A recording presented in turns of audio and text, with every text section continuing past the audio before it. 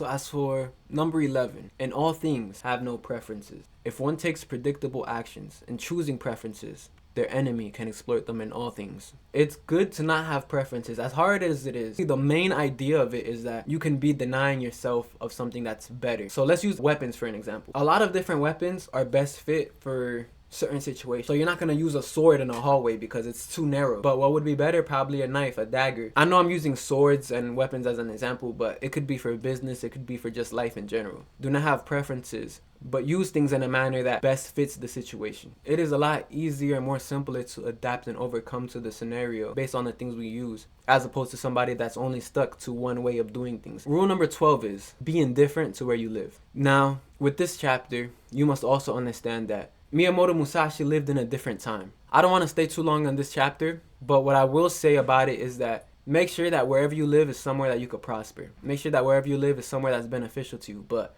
don't have an emotional attachment to that place. I think that's the best way to apply this chapter is you can make a fortress, you can settle somewhere, but don't be so tied to it where you deny yourself of something better. Don't think that traveling is gonna help you run away from your problems, help you run away from your issues. Because instead, you just bring those problems and you bring those issues with you. Because what matters is that you work on yourself. So if you could take two things from this chapter is that do not be tied to a place in which you're not able to grow somewhere else, where it doesn't allow you to take a better opportunity somewhere else, to where you have to stay stuck to that place, right? As well as do not think that traveling or going somewhere else or moving somewhere is going to solve your issues, going to solve your problems, because they're just gonna come with you. Probably in the moment, probably for a short time. You know, you run away from it.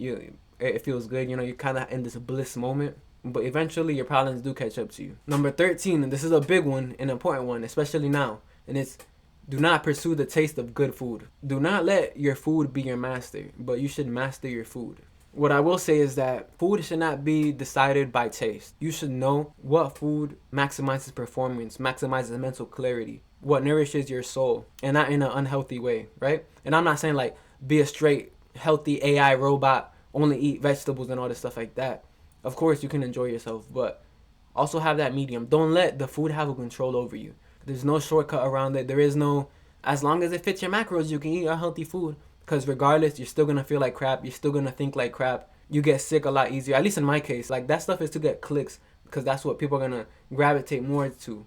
The shortcut way, the easy way. Oh well, it fits my macros. I ate a whole pizza box and you know, it's okay. I'm still in shape. It doesn't even work. It's not practical. But in those times that I did stay disciplined to that diet, right? I was sharp. I didn't get tired easily. I wasn't breaking out. Skin was clear. I had mental clarity. As a matter of fact, it helped me be more disciplined because I was more present. Even if like the food I don't necessarily like is not the best, maybe it might be bland, whatever. In some cases, it doesn't always have to be that way. And sometimes, you know, you gotta eat what's right. Moral of the story is eat food that's good for your mind and body and in taste. But don't overdo it by eating food that's good for the taste but not good for the mind and the body. Number 14 is do not hold possessions you no longer need. So as a warrior, discipline is being neat, being clean, taking care of your equipment. It's almost like a ritual, like how samurais would take care of the sword. Do not form an unnecessary attachment to things that you don't need because it creates problems in the future.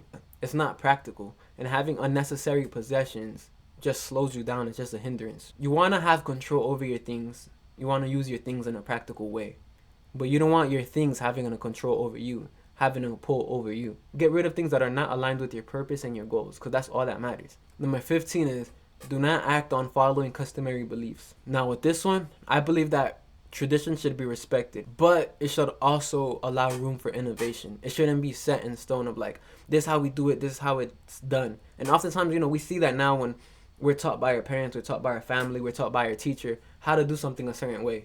You must adapt and overcome. As a warrior, you must be able to grow depending on the situation. So more of the story, right? Basically what I've been saying throughout this chapter is it's important to respect tradition, but reject customary belief when there's a more efficient way towards your success. Number 16 is use weapons that are practical to your time. Now, I kind of want to throw a curveball in here. I know we've often heard, do not bring a knife to a gunfight, whatever it is, right? It's so true, you know? But I don't only want to talk about it as in the aspect of weapons. I also want to think about it as in having a sharp mind. As I believe every man should train in some type of martial art, have a key fundamental in that. Have a key fundamental in, weapons that are practical to now. So like guns and stuff like that, legally.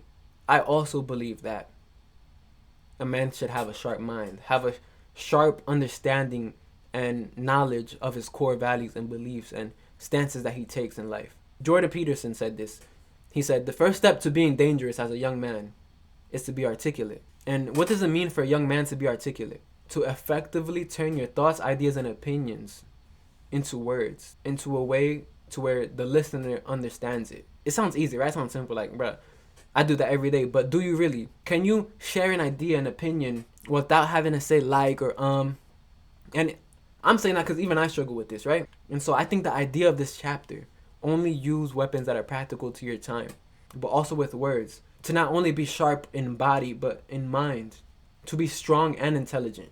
Leverage things in your favor to be able to strategize against your opponents. Number 17 is, do not fear death. I saw a military video, right? A while back, and he said something along the lines of, if you want to join the special operations or the military in general, and you're not comfortable with the idea that you might not make it home, then you shouldn't join. Right? To be a warrior, to fight in battle, even in boxing and in combat sports, you must also understand that the same may be done to you. You must also accept that the same may also apply to you. And if you're not ready for that risk, if you don't understand that risk, and you fear that outcome, then you shouldn't be involved in that. To not fear death is to be liberated by it, right? Because then you have nothing to lose. You can fight like you have no weakness, because you don't have that fear holding you back. You don't have that fear making you a coward. You don't have that fear making you hesitate. Especially us young people, it's hard to understand that unfortunate outcomes might happen. But when you realize this, when you kind of contemplate it, your perspective changes. You now no longer get mad at things that aren't as serious as you thought they were. You no longer get bothered by things that really weren't that deep, because there's something bigger than yourself in mind. A lot of people are already walking corpses, right?